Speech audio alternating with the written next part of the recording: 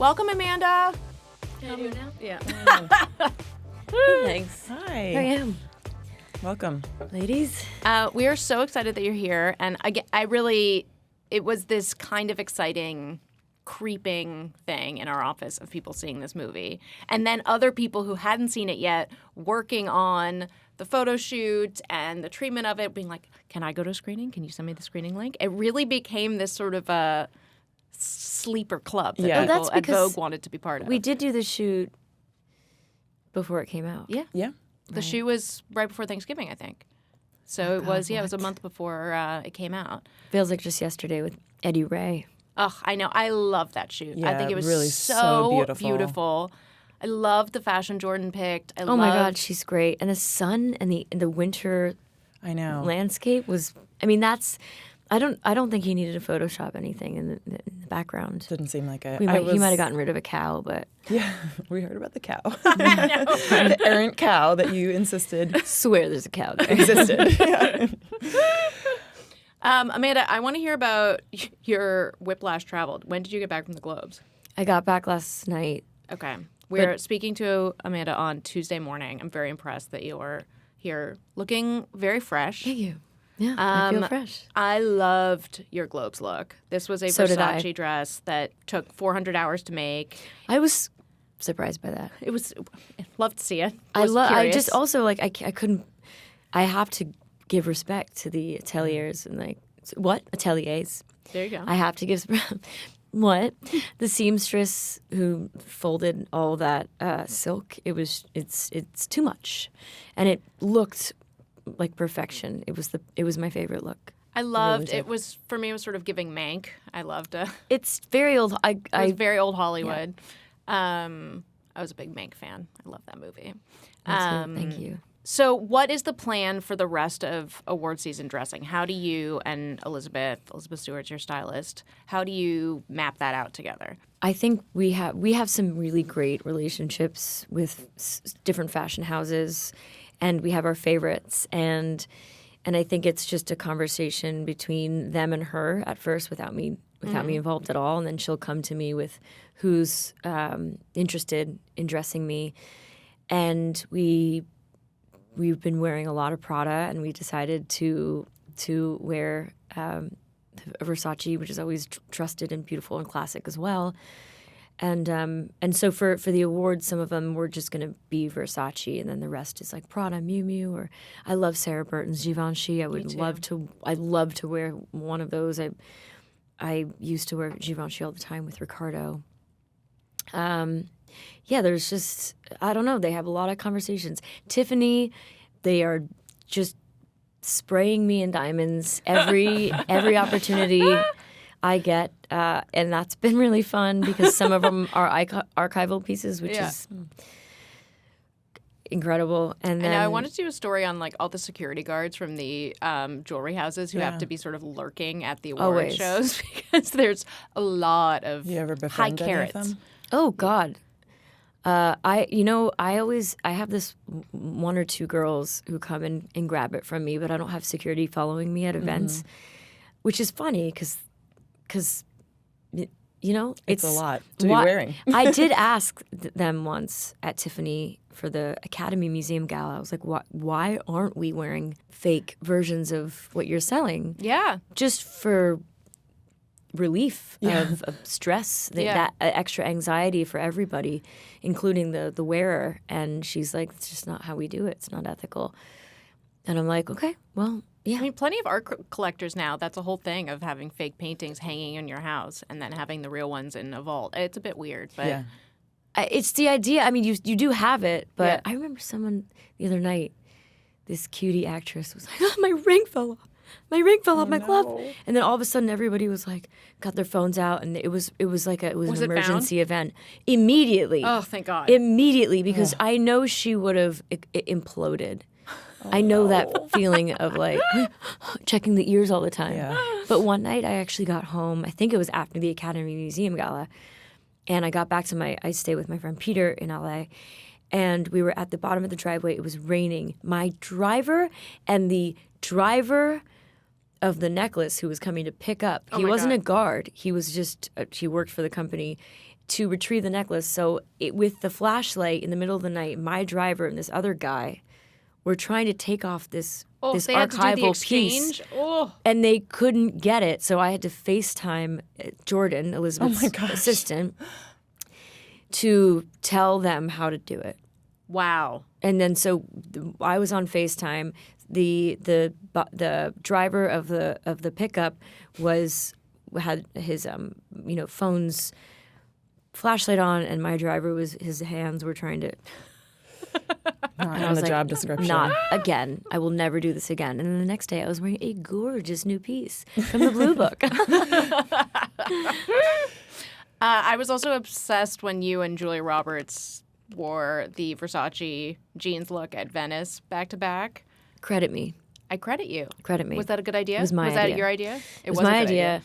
But, Julia has been working with Elizabeth Stewart forever. And you should just look hot. And I was like, is it still there? She's still there. It must still be there. And Elizabeth's like, oh, my God, she loves it.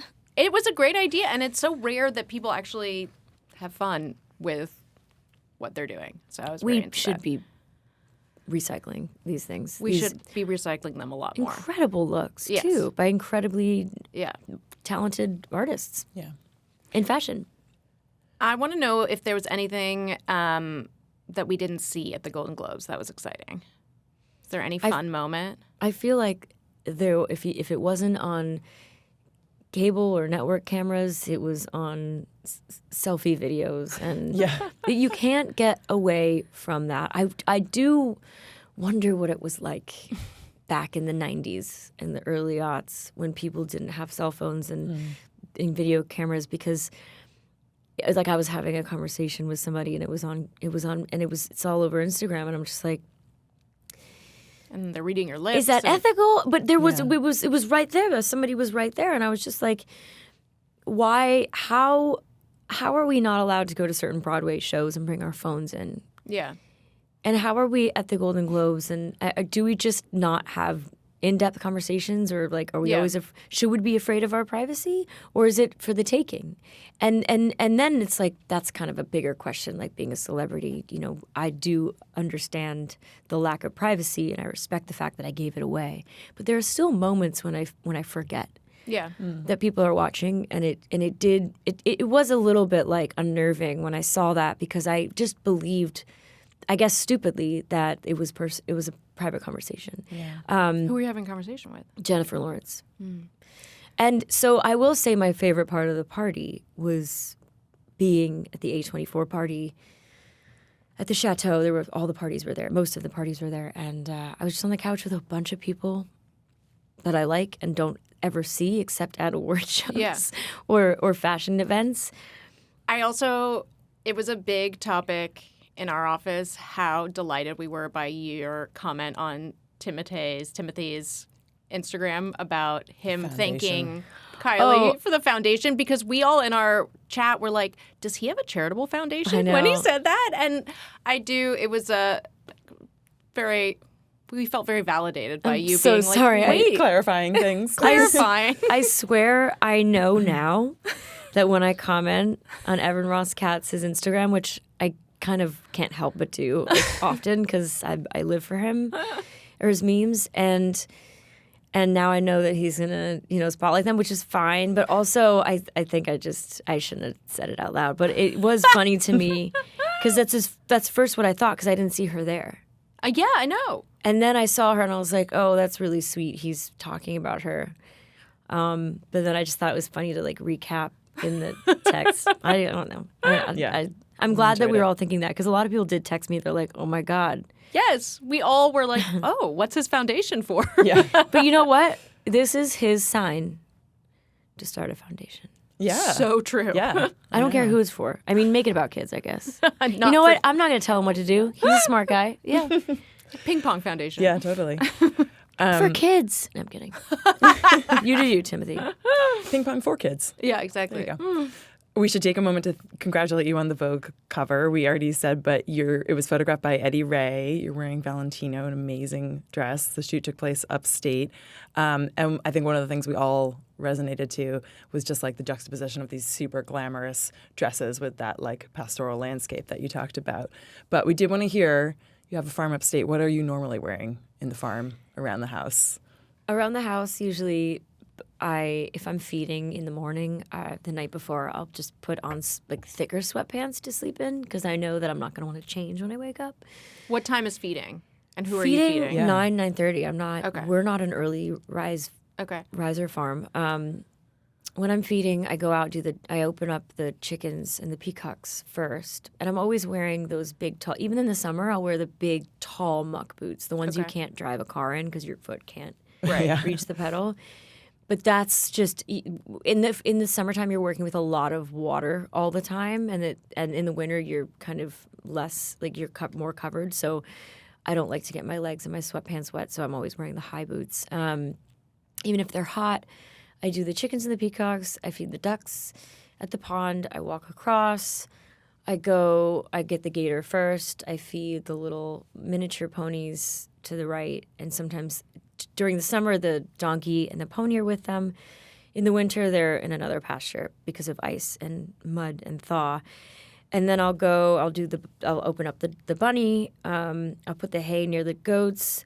I'll go around to the front. I'll feed all the big horses on the different paddocks. There's 4 of them. And then I'll feed the other mini ponies. And then I'll go in the barn and I'll do the cats, and then I will go into the back and then fully open up the goats and then reset. And that's basically how. And there's ducks in the back as well. This is a long. Yeah, it's now up to 90 minutes because of all the extra animals. Like the bunny doesn't take up a lot of time, but it takes up a lot of space. In what way? What does that mean?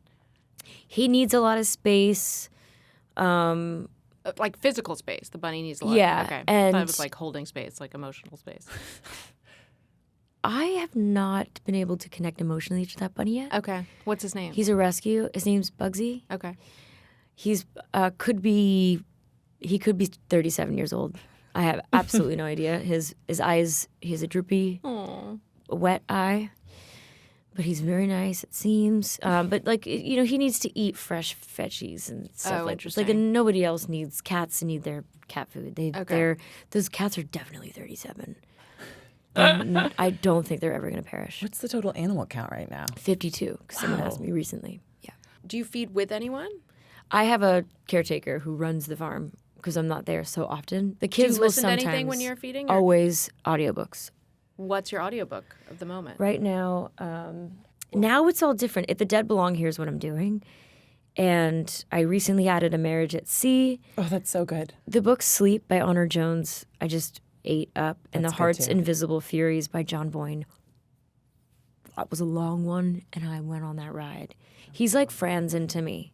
Wow. I know that's crazy because Jonathan Franzen really is my favorite author, but I'm really, really into John Boyne. I read The Echo Chamber, or listened to The Echo Chamber, which I devoured, and Sleep, Love is a Burning Thing by Nina St. Pierre, and I eat them up. Did you use audiobooks to go about learning about Ann Lee? Did you know anything about her before you began this process of making the film? It's funny, like the Testament of Ann Lee used to be called The Woman Clothed by the Sun with the Moon at Her Feet. Oh my God. And as I think as Mona was exploring what she had already in post, it became clear that because there was a narrator and this was a testament of her life, a very specific portrayal, specifically designed fable by Mona herself, it was less about trying to reach her and approach her from the same way I approach everything else, but more in just taking everything that was folded into her story, that was made up and designed based on testaments. I just had to believe really happened because I have to fall in love with this person.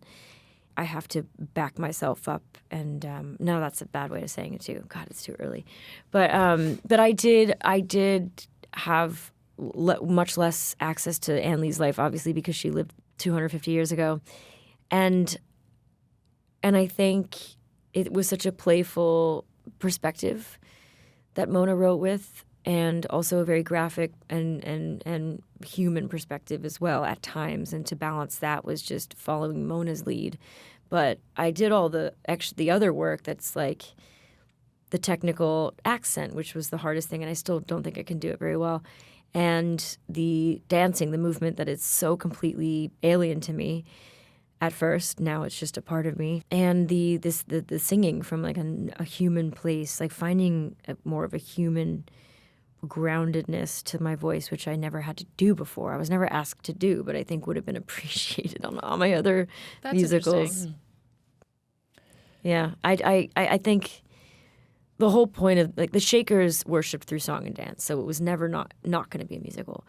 But in that knowledge of how movement shaped how their devotion and their faith and how cleansing it was for them of their sins, it had to be second nature, and the singing had to be second nature. And the only way to do that, to really allow yourself to be free in that, is to let go of the judgment that you have of your voice or of anything that you're doing, which is putting the ego aside to act. You can't judge what you're doing when you're doing it, because then you're not present. But with singing, I've always been judging myself as I've been doing it. So even in Les Mis, I wasn't present the way I was. Interesting. Yeah. So I had to let go of that very early on. And the key to that was, she is human and I need to feel it. It's not about how it sounds, it's about how it feels. And I need the audience to become a shaker for 2.5 hours. I felt like I became a shaker for 2.5 hours. And I was riveted by the childbirth scenes, and I was incensed by the many men who left the theater when it showed in Venice. I did not hear about that. I thought that was really one of the most moving parts of the film for me. And that's the thing about Mona, is that she's fearless in her endeavor to make any movie, anything that she puts her mind to. She just has the will to climb through the mess of people saying no. But she also was like, well, if I'm making this, I'm going to make it as realistic looking as possible. The thing that she really irks her about movies and portrayals of that event, to be like cleansed in a way that just isn't, it doesn't take you there, and it doesn't make people understand the true nature of being a woman in childbirth and delivery. And it's just like, it's like life altering, like chemically, everything, emotionally, physically, could change your body. My delivery with my son was an actual nightmare. I'm lucky that I didn't have to go through surgery. But my spine was affected in a way that shouldn't have been. Yeah, wow. And it's traumatizing. Traumatizing. I knew immediately after he shuffled out.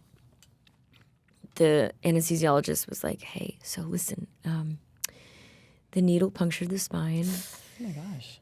Because the anesthesiologist didn't get there until a little too late, and I couldn't have had him without the relaxation of my. I mean, he was stuck in my hip, and he's like, I just want to, he's punctured. So you're gonna feel numb up to your above your chest, and I was like, oh, I can't feel my boobs. This is amazing, because I was so happy.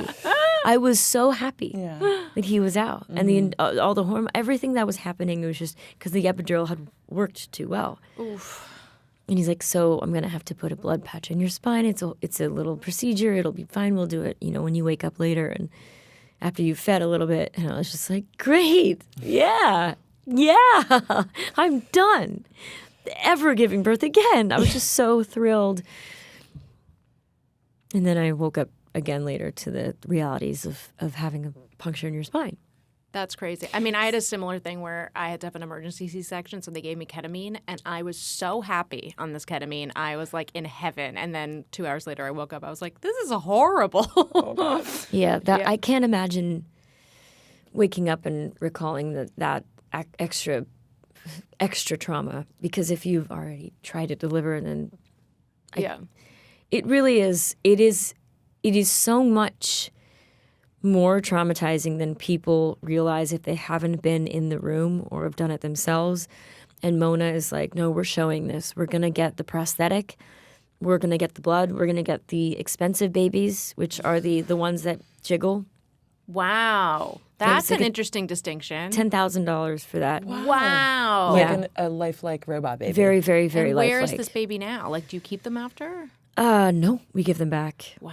Yeah, they're very expensive, and we only had $10 million to make this like epic tale. Wow. So we just did what we could, and we had incredible actors who were able to portray something that they had never been a part of, and that's what we do when we're acting. We're portraying things that we've only imagined half the time. So for me, it was just like I just could get there sooner and faster with everybody, and it was just beautiful communion of like this representation of what we go through in like as humans. And then, it's true that you rarely see it portrayed like that. Yeah. I mean, unless it's like The Pit. Exactly. Yeah. I think the only other birth scene that I've seen is Pieces of a Woman. I think I that know feels film, real. but I didn't see it. In part because people kind of warned me off of it because Yeah. it was so dramatic. And I think when graphic, you're but- pregnant, it's worse. Like there are certain movies this year that I just know I need to see and like can't bring myself to see That's them how I because feel they about deal with Hamnet. that deals with something that I do not need to be reminded of right now. Yeah. However, it makes us more human just to create stories like that. I'm just in awe of. I mean, Jesse's one of our best actors, but also just that they're doing. I love that story. There's a lot of movies like that right now. And the childbirth scene is included in that. But I also think it was so important also to remember that we're not just showing what it's like. We're also honoring the women and men that lose their children during and shortly after childbirth too, because that is a whole other level of grief. Yeah. And that's what shaped Ann Lee. Yeah. So there are many reasons to show it, but in general, if we're going to go there, we need to go there. Yeah. I thought it was such a feminist film in that way, not in terms of like any political attachment of the word, but just in terms of like really showing the effect that such a loss could have on a woman. Like it could galvanize her to start a new religion because it's so dramatic. So I thought it was like one of the more moving elements of the film. And you need to earn that kind of levity she has. Yeah. When she finds her purpose again, and to mother everyone. But it's it's important. So when you get to the end, you feel that you've gone with her. Yeah. I want to know about on set in Budapest because it sounds like it was speaking of this extremely maternal, sororal environment that almost feels like it could only have been created by someone like Mona, who is that open and inclusive. I think inclusive is a great word to describe it. The lack of hierarchy on that set was, reflected not only how Mona and I like to work in general, leading a show, but also how Ann Lee designed the Shaker community. It's like equality for all. Doesn't matter your gender or your race. In the 18th century, was completely radical, and obviously we know that this does work. It does a community working together and caring for each other, and desiring connection like that is what makes us be able to create good things. The whole set felt like a family. Everybody understood why they were there. Everybody understood that they were getting paid minimum. And everybody was there because they believed in Mona's portrayal of Ann Lee and this story that needed to be told. Like it was just a bunch of grown-ups and empaths kind of hanging out. Grown-ups and empaths. I love that. It was, And Finn came. and lots of animals. Yes, How and did Finn did come. travel to Europe? I feel like that's You should a explain who children's Finn book is. I would like to read. You don't want it's a really ridiculous. I took a private jet. If you really want to know. Well, I'm happy for Finn. He deserves that. It was more about his frozen meat. Oh my gosh. Say more. You guys need to explain who Finn is first. Okay, sorry. Everyone knows Finn. Finn is legendary. Okay. I have really marketed my dog from day one pretty well, I think. But he speaks for himself. He markets himself. He is my 16-and-a-half-year-old dog. So when we shot the movie, he was 15, and he is a great traveler. He's always traveled with me Wow. since birth, and I couldn't see myself being away for 6 weeks without him, including my family, because he's included in that. And so we had to hire. I had to pay for a private jet, which is not in my best interest financially, but it was in his best interest and my emotional best interest because I needed him there, and so did the family. So we traveled him on a private jet with his 80 pounds of frozen dog meat, Wow. dog food. And what kind of meat is it? It's venison? 80 pounds of frozen dog food, Just Food for Dogs makes a venison squash diet. And he can't. His diet cannot change at this age. We cannot afford a stomach issue, diarrhea. And so we brought his beef. So we didn't have any, issues with that. We, traveling a dog commercially is very difficult, especially overseas. And I couldn't get the right paperwork. And so I just bit the bullet. And then I spent the year, working for that jet. I also want to know about Mona showing your daughter Mean Girls for the first time. Did you It wasn't co-sign Mona. that? It wasn't Mona. Oh, sorry, not Mona. Mona's daughter. It was Mona's daughter. How old is Mona's daughter? She's 11 now. Okay. But we went to Zurich a couple months ago for a mother-daughter trip because Mona and I had to premiere the film at the Zurich Film Festival. And so we had never been to Zurich, so we all went, the four of us, and we had a meeting with Searchlight on Zoom. So the girls sat on the bed at the opposite side of the room, and Ada asked if she could show Nina Mean Girls, and I was like, it's not really... sure. And she did, and they watched half of it because it got too late. And then she said that she didn't think it was that funny, but she really loved my role. That was Nina's critique of Mean Girls at age 8. So it'll be a while before they watch The Housemaid. That's for sure. Ada saw The Housemaid. Did she really? Wow. And she What was loved her it. review? She loved it. She Like was everyone who's seen it. very, very excited about it. And she didn't think that the tooth part was as scary as it was for me. And for most Me people. too. Yeah. She hasn't gotten to the age where she dreams about her teeth falling out, maybe? Maybe that's what it is. That is a persistent nightmare for a lot of people. Oh, I want to ask about turning 40. Oh, yeah. Happy birthday. thank you. That was a part of Claire's story. I know. We loved all the details of party planning. Was your mom surprised by your sister surprising her? My mom, yes. It was so out of left field for her, which is great to be able to really surprise somebody. It's hard. And I didn't forget that I hadn't told her, so no one had ruined the surprise. My sister woke up because she had gotten there late. My sister woke up the next, meaning she'd gotten there late, so she stayed in the barn so my mom wouldn't see her. Halloween decorations take a time to put away, so we still had some, like I said, remnants of the party, and there was a cow hat. So she walked to the house. I walked with her, and she walked through the house, and my girlfriend was still there who came up to celebrate with me, and she videoed the whole thing, and I'm walking into the kitchen. My mom's watching some kind of video on her phone about, birds, and, on Instagram, and my sister walks in with the cow head, and she goes, "Moo."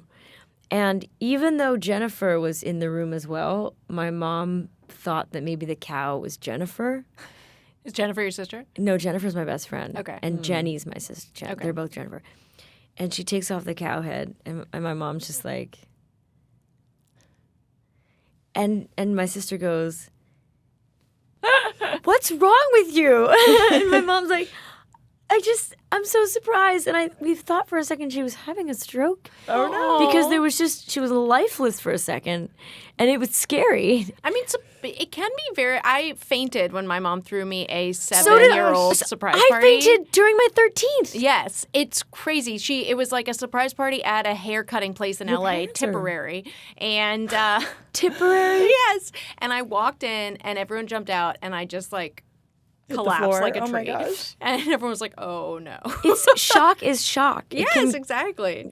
That is so I know. Oh my God, your mom must have been so scared. She was mortified. Oh no! Did you And then- recover? I did. I bounced back. I got my hair crimped. I got the whole thing. Oh, nice. I bet everybody was crimping. Everyone That's what was we crimping. did. Yeah. God, that is What so was the 13th funny. birthday party that you fainted at? It was a surprise part. My only surprise party I ever had, because I hate surprises. And it was in my friend's basement, and I remember wearing a really ugly maroon polo shirt, Ralph Lauren. It was a boys. I was going through that phase. It was the late 90s. God, though, it was so, because my crush was there, and it was after I came back around. I was very happy, and we weren't drinking at that point in our lives, so it was just as run of the mill sober party. But my 40th was at a roller rink, and that was so exciting. And I played a lot of Backstreet Boys and NSYNC, a lot of Taylor Swift and Sabrina Carpenter as well, and Britney. You are a big Swiftie. Yeah, I'm a very, very large fan. What is your go-to Swiftie song? When I was surprised with I did something bad at the end of The Housemaid, my friend Kendra and I screamed because we watched it with a bunch of my publicists were there, like friends. We all squealed because we didn't know, and we didn't know if we were going to be able to lock it in because it was not a final cut. And so I called Lionsgate. I was like, "This has to be in it. If it is not in it, the movie will not be good." But now I'm into Reputation that I never was, because you go through phases. Like I went through more Red phases than anything. I love her new album, Life of a Showgirl. That song, Life of a Showgirl, is one of my favorite songs that she's ever done. She's ever made, and Midnight's is still probably my favorite altogether. Well, I don't know. Okay. It's hard. Thank you so much, Amanda. Hey, we thank loved you for it. putting me on the button. No, we love it. We're so happy. to have you I'm. there. By the way, it's my favorite shoot. It was beautiful. We love this it's- shoot. I know, you guys. I'm in so much trouble. No, sorry, don't get in trouble. You're the best.